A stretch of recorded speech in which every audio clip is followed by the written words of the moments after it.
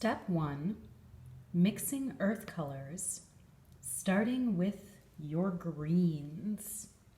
Now, none of these are going to work straight out of the tube. We've got phthalo green, chromium oxide green, permanent green light, and cadmium green. All four very good greens to have. You may only have phthalo, which is the dark little guy here. However, to start in mixing all of these greens, getting them into an organic place, you are going to need complements and earth tones. So here I've laid out, of course, a good amount of titanium white, burnt umber, burnt sienna, cadmium yellow, cadmium red, little bit of permanent rose just for fun, permanent orange, and a little bit of ultramarine blue. Now, if you photographed or are working outside on a cloudy day, this will definitely need to be on your palette because we're going to want to cool some of those nature colors down. But first, back over here, let's start with our good friend phthalo green. I'm going to begin by adding a little bit of white to this green so I can test its character. If you guys are using phthalo green like me, you know when you add some white to this color, this is what you get. A very cold, very acidic green. The thing to do to warm up phthalo green is hit it with a bunch of earthy complementary tones. I especially like burnt sienna.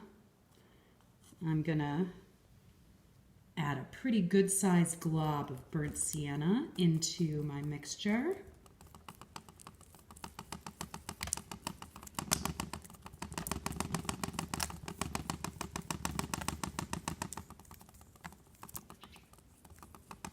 So what this gets us is a good, deep, warm, earthy shadow green. Now to lighten this up to a highlight tone, I take a little bit of it aside.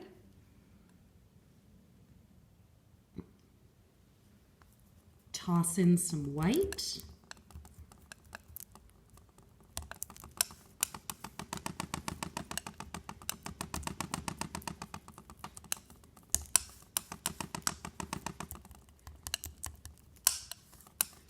Can tell I'm mixing greens for a cloudy day here.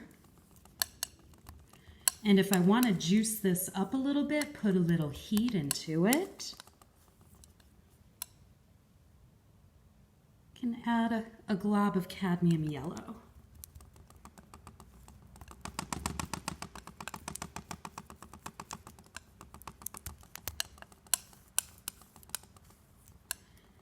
So, phthalo green, titanium white, burnt sienna, and cadmium yellow get us some nice cloudy light greens.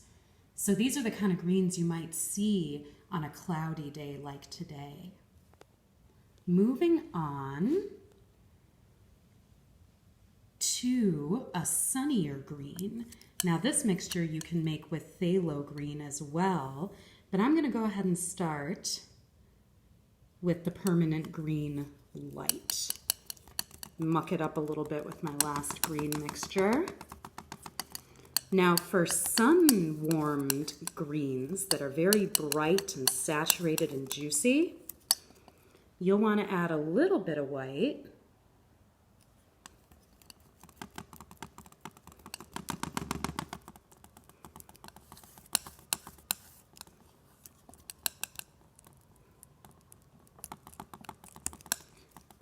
And a good sized glob, once again, cadmium yellow.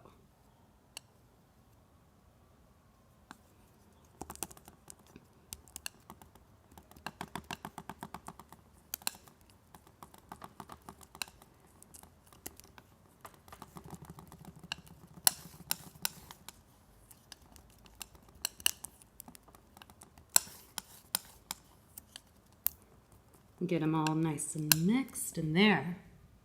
See the difference between these greens? There are many different greens in nature, and it's your job to experiment with many different types of mixtures of greens. And a note about tree trunks and woody natural features of the landscape. I've got here some burnt umber,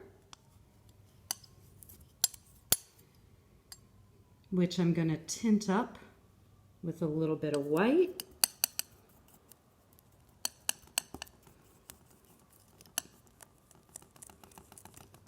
And what this gets me is sort of a good middle brown tone that you can push in a lot of different directions. I like to add a little ultramarine blue, just a wee little crumb, to gray that brown out a little bit. And you want to make shadow tones, get it darker, add a little more burnt umber and ultramarine blue. Orange is also a good color to throw in little bits of when you're exploring into woody browns,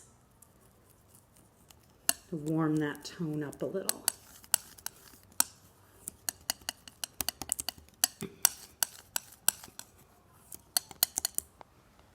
And there you have it, the beginnings of a landscape palette.